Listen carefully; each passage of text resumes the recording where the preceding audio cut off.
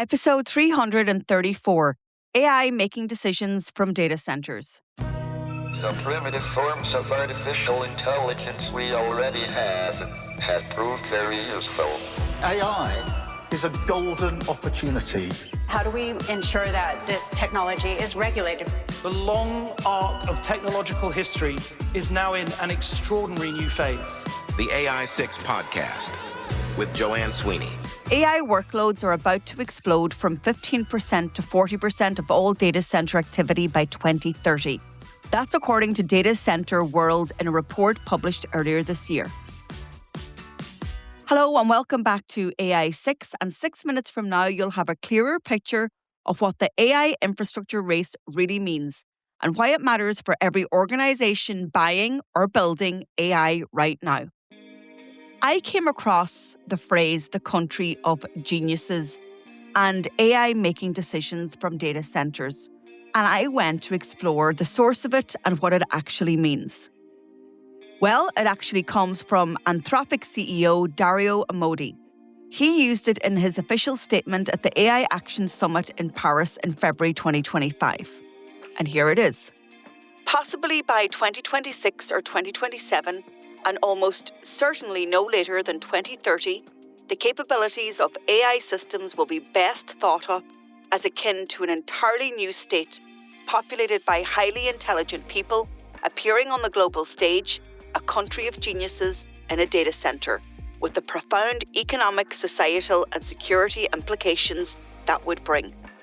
Essentially, Amodei is saying that within the next few years, AI systems will collectively have the productive capacity of a nation-state staffed entirely by smart people. He's not purely optimistic about this either. He says it could represent the largest change to the global labour market in human history. He says most governments are not paying sufficient attention. And honestly, he's being quite frank. If you think about it, he has built and is continuing to build one of the biggest AI models and companies in the world. And he knows all about infrastructure and data centers. And on that question of data centers, there's a report from Data Center World, and it says that AI workloads sit at 15% of all data center activity today.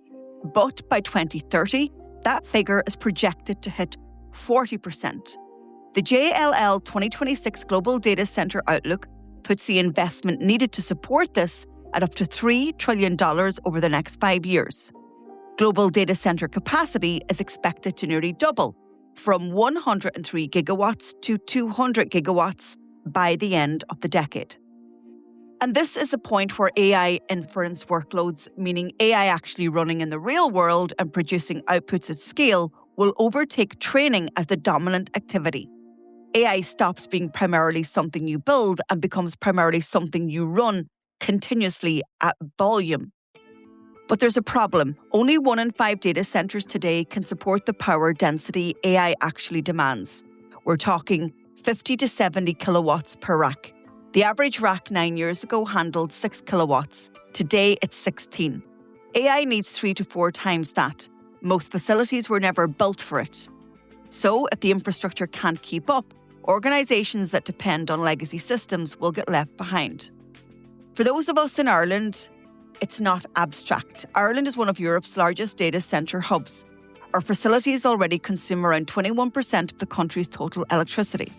That is more than all urban households combined.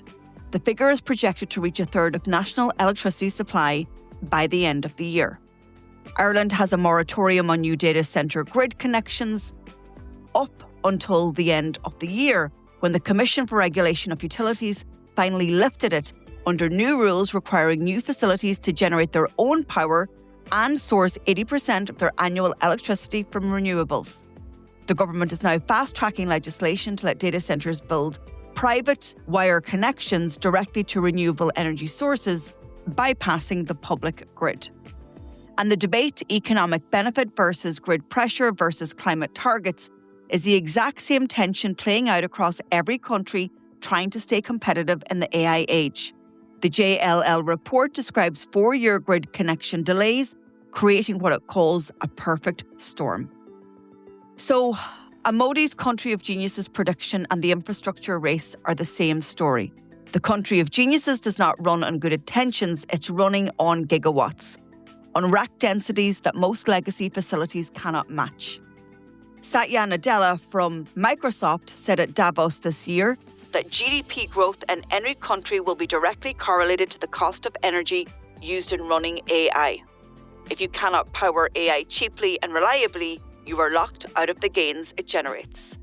So, it seems the AI race is not only about which model is smartest, it is about who has the infrastructure to run it, the energy to power it, and the governance to deploy it responsibly. That's it for today's show. If you're ready to turn these insights into skills, here's how I can help. Get your copy of my book, AI Playbook, on Amazon. It's the perfect companion to the show. For weekly AI strategy, subscribe to my newsletter, Human in the Loop, on LinkedIn. Or if you want to take the next big step, you can take our CPD accredited professional diploma in AI. Maybe you need something more tailored for your organisation. You can book a call in my calendar at digitaltraining.ie. Or if you work in government or public sector, go over to publicsectormarketingpros.com. If you found this episode useful, please share it with a pro that you know. And I'd love to read your comments on Spotify. And if you can, take a second to like, rate, or subscribe wherever you listen. It really helps the show. This is AI6. I'll talk to you on the next episode.